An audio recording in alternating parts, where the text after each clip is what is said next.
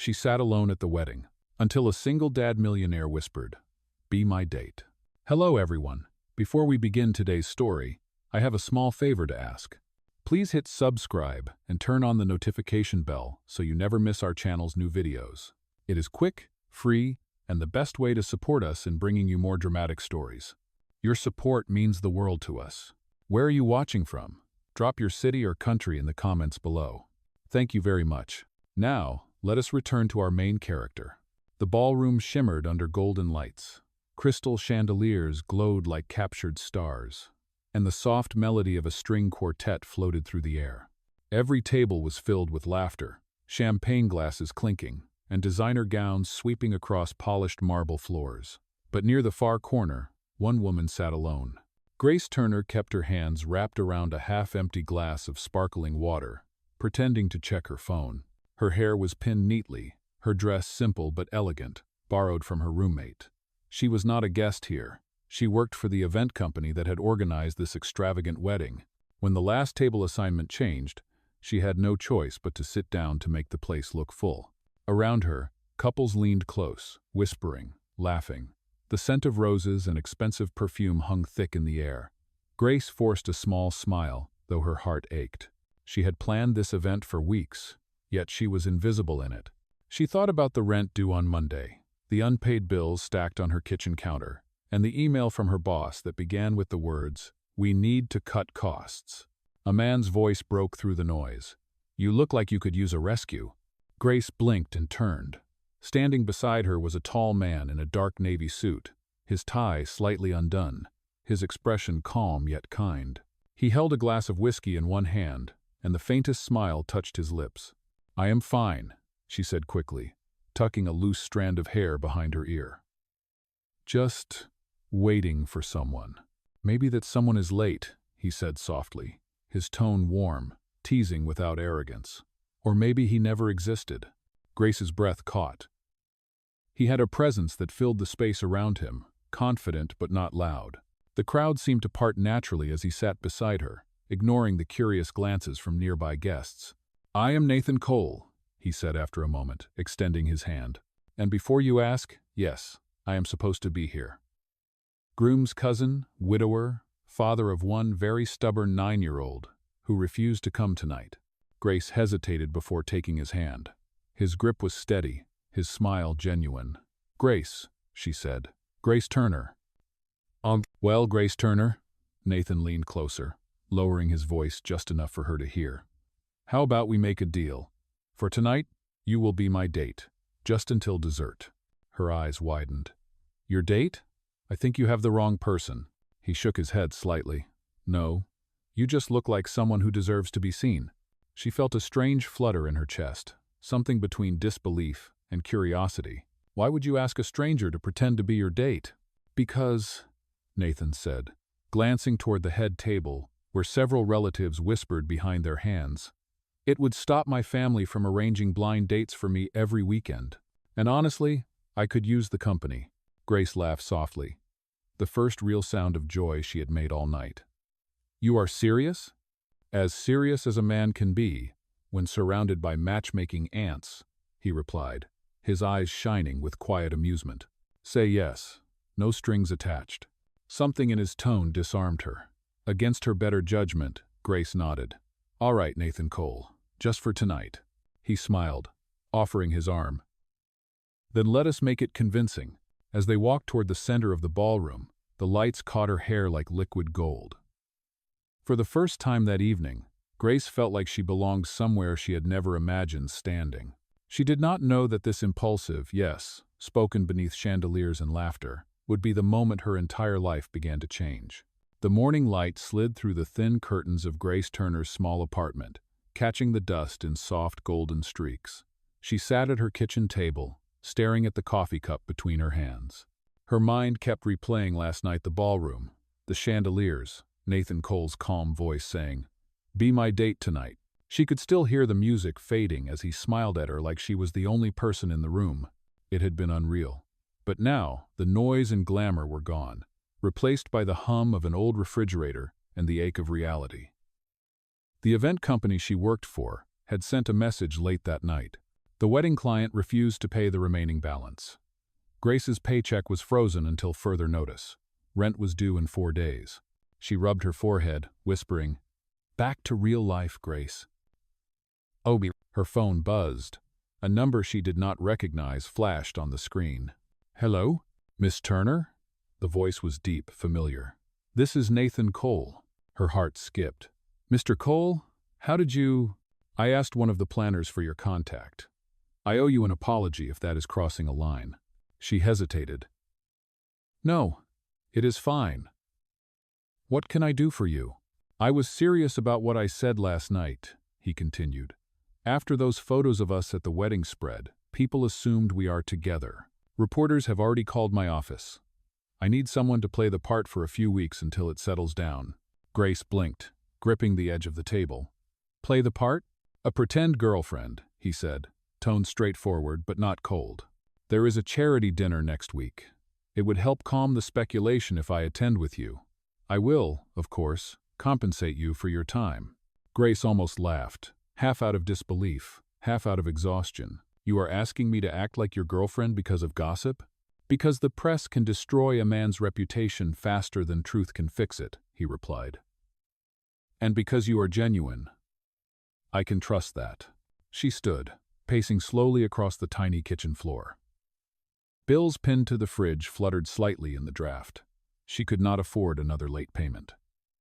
But the idea of pretending to belong in Nathan's world felt dangerous. "What if someone finds out it is fake?" she asked quietly. "Then we both walk away," Nathan said. "No harm done. You can even draft your own rules. I prefer honesty in business, even when it is pretend." His words lingered in the silence. Grace looked around her apartment, the second-hand furniture, the stack of overdue notices, the single window that never fully closed. She thought about how calm he had been, how his son might see those headlines, and how strange it was that a man like him trusted her, even for a performance. "All right," she said finally. "I will do it. But there will be boundaries." Nathan's voice softened. "Of course. I expected nothing less." He texted her the address for a meeting the next afternoon, his company headquarters on Fifth Avenue. Grace read the message 3 times, her pulse quickening. The name Cole Industries felt like another planet compared to the small catering office she used to clock into. That night, she barely slept. Every time she closed her eyes, she saw flashes of the ballroom, his smile, the glint of light on the crystal glasses, the way his hand had hovered at her back without touching. It had been one night, yet it lived in her like a dream she was afraid to wake from. When dawn returned, she stood before the mirror, tying her hair back neatly. She wore the plain navy dress she saved for important interviews, the one that made her feel slightly braver than she was. "You can do this," she whispered. "It is just a job, nothing more." Outside, the city pulsed with Monday traffic. Horns blared, coffee carts hissed steam, and people hurried past with eyes fixed on their phones. Grace took a deep breath, blending into the rhythm. Somewhere across town, Nathan Cole was already at his office. A man used to control, now preparing to share his public life with a stranger. Neither of them knew that their little arrangement would test every rule they were about to write. Grace Turner arrived at the Cole Industries building 15 minutes early, her palms damp despite the cool morning air. The skyscraper towered over the avenue, its glass facade reflecting the pale sky. People in tailored suits streamed through the revolving doors with the precision of a clock. She paused outside for a heartbeat, wondering again what she was doing here. Inside, the marble lobby gleamed like a museum floor. A woman at the reception desk smiled politely, but with the kind of professionalism that measured social class at a glance. "Appointment name?" she asked. "Grace Turner. Mr. Nathan Cole is expecting me." The woman's eyes flickered with recognition. "Yes, Miss Turner. Please take the elevator to the 22nd floor. Someone will escort you." Grace thanked her and stepped into the elevator. Her reflection in the mirrored walls looked small, out of place. She smoothed her dress and whispered, "You belong here for now." The doors opened to a quiet corridor lined with glass offices. Nathan waited by the window of a spacious conference room, sleeves rolled up, phone in hand. The city stretched behind him, gray and restless. When he turned, his expression softened. "You came." "I said I would," Grace replied, trying to steady her voice. He gestured to the table where a thin folder rested. "Before we start, I want you to know this is entirely your choice. If at any point you change your mind, you walk away. No consequences." Grace nodded, sitting across from him. The folder contained a brief written agreement: dates, appearances, duration, and payment. The last page was blank, waiting for her signature. 3 weeks, Nathan explained. Just until the charity dinner, the board gala, and one press conference. After that, we will quietly part ways. "And these are your rules?" she asked, scanning the pages. "Mostly yours," he said, leaning back. "No real affection in public unless necessary. No personal questions outside of appearances. And absolute honesty about anything that might affect our arrangement." Grace looked up. "So you are saying if I accidentally trip on the red carpet, I am supposed to tell you beforehand?" He smiled, a quiet, genuine smile that surprised her. "If you plan to trip, yes. Otherwise, improvisation is allowed." She laughed, tension slipping from her shoulders. "You make this sound like a business negotiation." "Because it is," Nathan said, but there was warmth beneath his tone. "I've spent years keeping my personal life off the front pages. This agreement keeps it that way." "Oh." Grace hesitated, pen hovering above the paper. "Why me? You could hire an actress." "I do not want someone pretending to care," Nathan replied. "You have sincerity. That is rare." Her chest tightened. There was something vulnerable in his eyes, something human beneath the polished exterior of the millionaire she had read about in magazines. Slowly, she signed her name. "Then it is official," he said quietly. "Welcome to the strangest partnership of our lives." They stood, shaking hands. His palm was warm, steady. The moment stretched longer than it should have. Grace felt the spark of awareness, subtle but real. Nathan cleared his throat and released her hand. "My assistant will coordinate your schedule. We will have a fitting tomorrow for the first event. I suggest comfortable heels." She nodded, smiling faintly. "I will remember that." As he walked her to the elevator, they passed several employees who tried, and failed, not to stare. Whispers followed them like a breeze. Grace could almost hear the stories forming already the mysterious woman with the boss. When the elevator doors closed, she exhaled hard, heart pounding. The pen she still held in her fingers trembled slightly. Back in his office, Nathan stood by the window again, watching the city. For years, he had built walls made of work and routine. But now, for reasons he could not name, those walls felt thinner. That night, Grace returned home and placed the signed copy of the agreement on her table. Her roommate's cat brushed against her leg, meowing softly. She looked down at the papers, reading the final clause aloud. "No emotions, no attachment, just appearances." Her reflection in the window caught her eye, faint against the glow of the streetlights. She whispered, "Let us see how long that lasts." Outside, New York hummed with its usual chaos. Somewhere in a penthouse high above, Nathan Cole was staring at the same skyline, wondering why the thought of her signature felt heavier than any contract he had ever signed. The next afternoon, Grace Turner stood in front of a full-length mirror inside an exclusive boutique that looked more like an art gallery than a clothing store. Racks of gowns shimmered in soft light, every piece worth more than her entire yearly salary. A stylist named Mariah circled her with professional precision, pinning the waist of a pale champagne-colored dress. "Do not hold your breath, Miss Turner," Mariah said gently. "You need to move naturally. Confidence is part of the look." Grace exhaled, still feeling awkward. "I am more used to serving champagne than wearing it." Nathan Cole, seated nearby in a charcoal suit, lowered the magazine he had been pretending to read. His gaze met hers in the mirror. "You look perfect." "Oh." The stylist smiled knowingly. "That is exactly what we are going for." Grace's cheeks warmed. "Perfect for pretending, you mean?" Nathan stood, buttoning his jacket. "Perfect for tonight's rehearsal dinner. You will be fine, Grace." The rehearsal dinner was the first of 3 events listed in their agreement. Nathan's charity foundation was hosting it for board members and donors. For Grace, it meant stepping into a world of glass, smiles, and careful words. Later that evening, they arrived together at a private rooftop restaurant. The city stretched beneath them, glowing in the twilight. Photographers waited at the entrance, cameras flashing as Nathan placed a steady hand on Grace's back. "Just breathe," he whispered. We walk in, smile, and survive 2 hours. She nodded, forcing a calm she did not feel. The cameras captured every glance, every breath. Inside, a waiter led them to a table near the front. Grace could feel eyes following her, whispering behind half-raised wine glasses. One woman, elegant and sharp-eyed, leaned toward her companion. "That must be the new one." Grace caught the words, her stomach tightening. She kept her posture straight, smiling when Nathan introduced her to investors and board members. Each handshake felt like a test she could fail. During dinner, Nathan leaned close enough for only her to hear. "You are doing better than most people born into this world." A quote. She managed a quiet laugh. "I have served their tables before. Now I just have a different uniform." He smiled at that, a real smile that reached his eyes. "Then, wear it proudly." The conversation shifted to business, to markets and mergers Grace barely understood. Yet when one guest asked her opinion about the Foundation's community project, she answered with calm sincerity. "Real change starts small. A meal, a place to sleep, someone who listens. Those things matter more than numbers."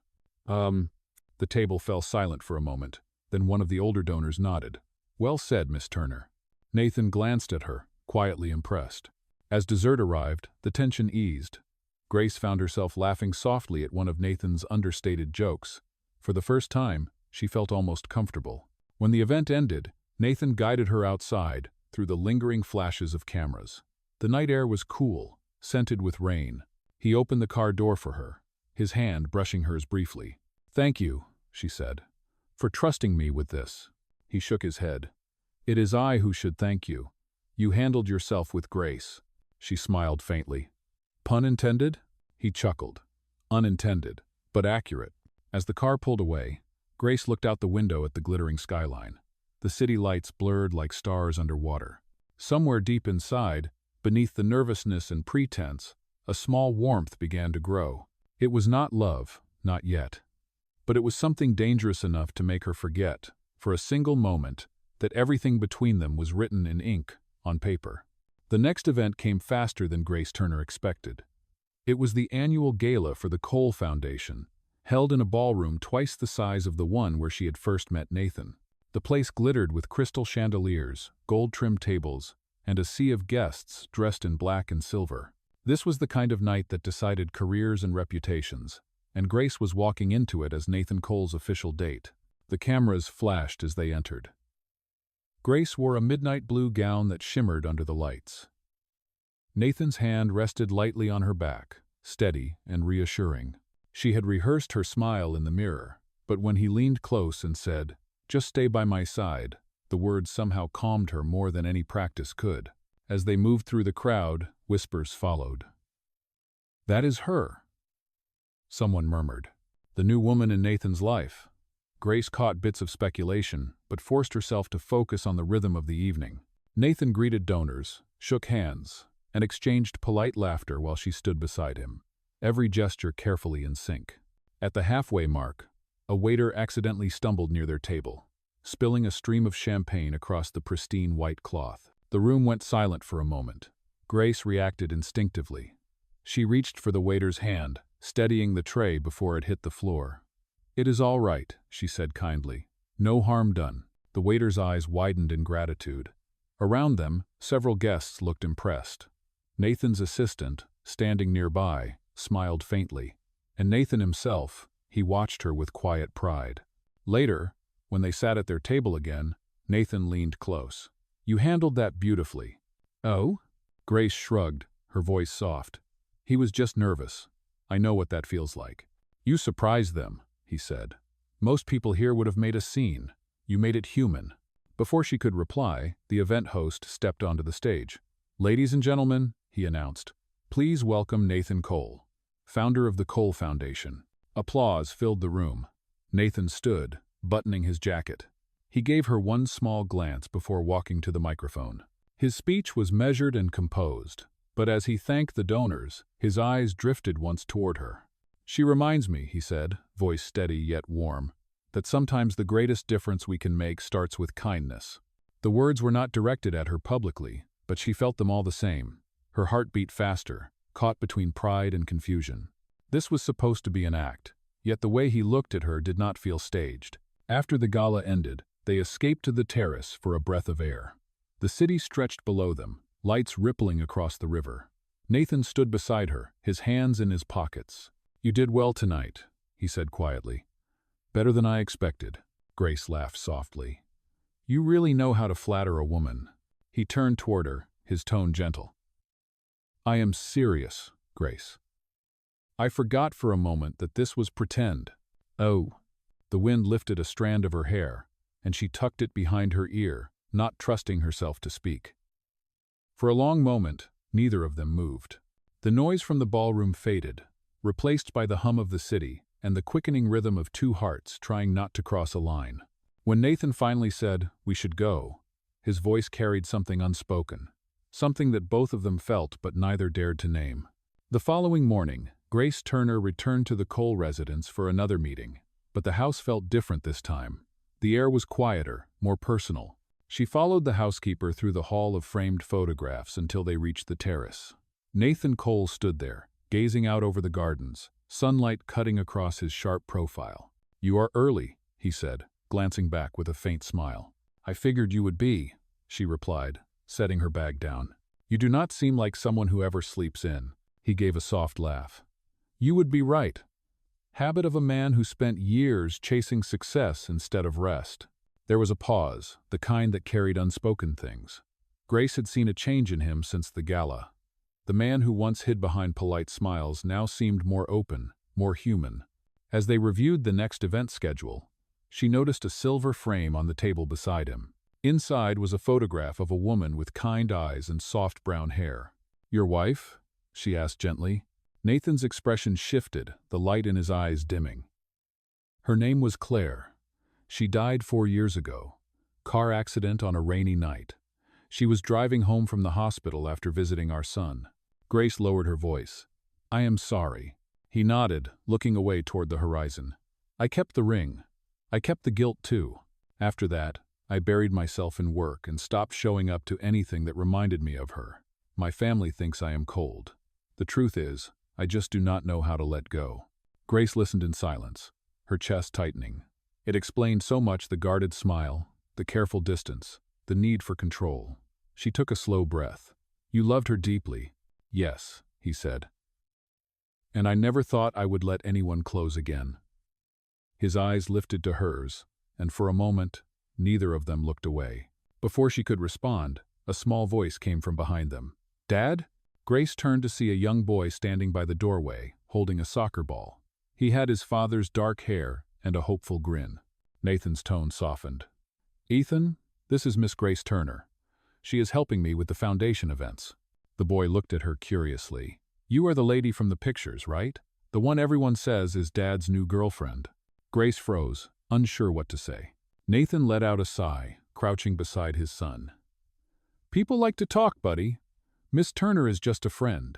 Ethan nodded but kept staring at her, as if testing the truth. Then he smiled shyly. "You can still come watch my game if you want." Grace laughed quietly. "I would love that." When the boy left, Nathan stood again, rubbing the back of his neck. "Sorry about that, he is observant." "It is all right," she said softly. "He is sweet." "Oh."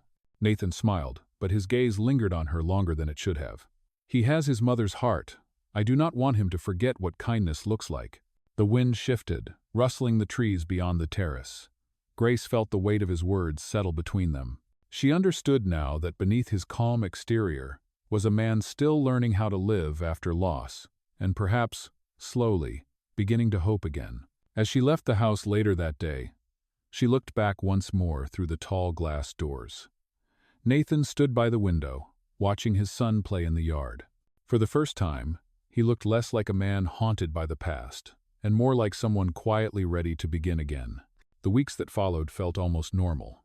Grace Turner accompanied Nathan Cole to meetings, charity visits, and interviews. Their partnership had become effortless, the kind of quiet rhythm that did not need rehearsal anymore. Yet, beneath every polite smile and shared glance, something deeper moved, something neither dared to name. One Friday evening, as the sun slipped behind the skyline, Nathan invited her to the Cole Foundation board meeting. It was supposed to be a routine presentation, another step in maintaining the illusion of their public relationship. Grace wore a modest gray dress and walked beside him through the tall glass doors of the conference room. The long table was surrounded by executives, journalists, and a few members of Nathan's family. Among them sat Veronica Blake, Nathan's cousin and one of the senior investors. Her crimson suit and sharp gaze radiated authority. Grace had met her once before, and the woman's polite smile had never reached her eyes. The meeting began smoothly. Nathan spoke with his usual composure, presenting the next phase of the foundation's expansion. Grace took notes, occasionally exchanging quiet glances with him. But halfway through the discussion, Veronica leaned forward, tapping her pen against the table. "Mr. Cole," she said sweetly, "before we proceed with donations, some of us would like to clarify your personal situation. It seems relevant, given recent publicity." Nathan's expression hardened. "My personal life does not concern this board." Veronica's smile sharpened. "Perhaps not, but it concerns investors who worry that emotional distractions might affect decision-making. And this young woman, Miss Turner, was it? Appears in every article attached to your name. Who exactly is she?" Grace's breath caught. The room fell silent. Cameras clicked softly in the back as if waiting for a scandal. Nathan opened his mouth to respond, but Veronica lifted a folder from her briefcase and slid it across the table. "Because according to this," she continued, "Miss Turner signed an agreement with you, a contract. Would you like me to read the terms aloud?" The world tilted. Grace stared at the folder, her signature clearly visible on the last page. Someone must have leaked it. Her stomach twisted as whispers rippled through the room. Nathan's jaw clenched. That document was a private arrangement meant to protect both of us. It was never meant for public use. "Then you admit it is real?" Veronica asked. Before he could answer, Grace stood abruptly. "Yes, it is real," she said, voice trembling but steady. "It was a professional agreement. Nothing more. I never meant to deceive anyone." Veronica tilted her head with mock sympathy. "So it was a performance. How convenient." Grace could not breathe. The walls of the room felt closer, the eyes heavier. She looked at Nathan, searching for reassurance, but his face was unreadable, torn between anger and disbelief. "I think this meeting is over," he said finally, his tone like ice. Grace left the room before anyone could stop her. The flash of cameras followed her into the hallway. Outside, the night air hit her like a wave. Her chest burned, not from shame, but from something far worse: betrayal. Back inside, Nathan remained at the table, his knuckles white around the edge of his folder. Veronica smiled faintly, victorious. "You built your empire on control, cousin," she said softly. "But you cannot control the truth." For the first time in years, Nathan had no answer. Somewhere between the ink of a contract and the warmth of her laughter, the line between truth and pretense had disappeared, and now, everything they had built was unraveling. Grace Turner left the Cole Foundation building with her heart pounding and her reputation collapsing around her. The night had swallowed the city, rain streaking the glass towers as she hurried down the street. Her phone vibrated endlessly: calls, messages, notifications, but she ignored them all. Every headline carried the same words: "Nathan Cole's fake girlfriend exposed." By morning, the story was everywhere. Commentators mocked the poor girl who played pretend, while tabloids painted her as an opportunist. Her apartment mailbox overflowed with letters, some cruel, some sympathetic, but Grace did not read them. She stayed silent, her only comfort the truth she carried. She had done nothing wrong. Meanwhile, Nathan's world was unraveling in a different way. Investors hesitated, the foundation faced public doubt, and his cousin Veronica seemed too eager to take control. But what hurt more than any headline was Grace's absence. He had tried to call her, but she never answered. The quiet on the other end of the line was worse than any accusation. 2 days later, Grace sat in a small cafe downtown, staring at her untouched coffee. Across the street, a news broadcast replayed clips from the board meeting. A reporter's voice echoed, "Coal Industries under scrutiny as insider leaks suggest contractual deception." Grace's fingers tightened around the cup. It was not about gossip anymore, it was about power. Someone wanted to destroy Nathan, and she had been used to do it. That realization sparked something inside her, a stubborn, steady flame. She opened her laptop and replayed the recording of her conversation with Veronica from before the meeting, the one she had accidentally captured while preparing her notes. There it was, a single line that changed everything. Veronica's voice, calm and calculating, saying, "Once this contract surfaces, Nathan will have no choice but to step down." Grace's breath caught. It was proof that Veronica had leaked the document to manipulate the board. That night, Grace made her way to Cole Industries, determination replacing fear. The guards at the lobby recognized her face but hesitated. "Mr. Cole is in a meeting," one said carefully. "He will want to see me," she replied. "Tell him it is about the contract." "Oh." Minutes later, she stood outside Nathan's office. When the door opened, he looked exhausted, dark circles under his eyes, his posture tense. For a moment, neither spoke. "I should not have let them talk to you that way," Nathan said finally. His voice was quiet, regretful. "I should have protected you." Grace shook her head. "You could not. They were never after me, they were after you." She set her phone on his desk and pressed play. Veronica's recorded words filled the room like a confession. Nathan froze, disbelief flashing across his face. "Where did you get this?" "You once told me honesty was part of our deal," she said. "So here it is, the truth." When the recording ended, Nathan exhaled slowly, the tension leaving his shoulders. "You just saved everything," he murmured. "I did not do it to save your company," Grace said softly. "I did it because it was right." "Oh." For a long moment, silence filled the office, heavy with things neither could say. Nathan stepped closer, his eyes searching hers. "You still believe in me after everything?" Grace nodded. "I never stopped." Nathan smiled faintly, the first real one in days. "Then I have something to make right, starting with you." Outside, the rain eased into a quiet drizzle. For the first time since their world had fallen apart, hope returned small, fragile, but real. 3 months later, spring sunlight poured through the tall windows of the Cole Foundation Gallery. The place was alive with color and music as guests moved among the art displays celebrating new community projects. At the center of the room, a large banner read, "The Grace Initiative, Empowering Small Voices." Grace Turner stood near the entrance, stunned. Her name was printed in gold letters across the banner. Her sketches and charity proposals turned into real programs that helped families across the city. It had all been Nathan Cole's idea. When the scandal had cleared, the board voted to keep Nathan as chairman. Veronica Blake was removed after her manipulation was exposed. The company's reputation slowly healed, and so did Nathan. But through it all, he had not seen Grace since the night she handed him the recording. She had quietly returned to her old life, unsure where she belonged now. Until yesterday, when an invitation arrived with a handwritten note, "Come see what you built." She had almost not come, but now, standing among the photographs of children, volunteers, and smiling faces, she realized the truth. This was not about pretending anymore. This was real. "Impressive, is it not?" Grace turned. Nathan stood a few steps behind her, dressed in a dark suit, no tie, his expression soft. He looked different, lighter, freer. "You named it after me," she said, voice barely above a whisper. "I did," he replied, "because you reminded me what this foundation was supposed to be, about people, not image." Grace smiled gently. "You did not have to." "I wanted to," Nathan said. "And there is something else I want to do." He reached into his pocket and took out a small velvet box. Her breath caught as he opened it, revealing a simple gold ring. "The first time we stood in a room like this, everything between us was an act," he said quietly. "Now I am asking you for something real. No contracts, no terms, just honesty. Will you stay?" Grace felt tears gather behind her eyes. For a moment, the world seemed to still, the lights, the voices, the music, fading into a hum.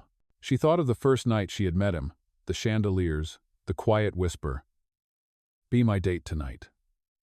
She smiled through her tears. "Yes. For tonight, for every night after." Nathan slipped the ring onto her finger, his hand trembling just slightly. The guests around them began to clap, and even Ethan, standing near the stairs with a grin, cheered louder than anyone. As applause filled the gallery, Grace leaned close and whispered, "Looks like we rewrote the contract." Nathan laughed softly. "The best one I ever signed." Outside, the city lights flickered to life, reflections glimmering against the glass walls of the foundation. For Grace and Nathan, the night no longer belonged to make-believe. It belonged to truth, forgiveness, and love, the kind that needed no disguise. And for the first time since their story began, both of them knew it was not a performance anymore. It was forever.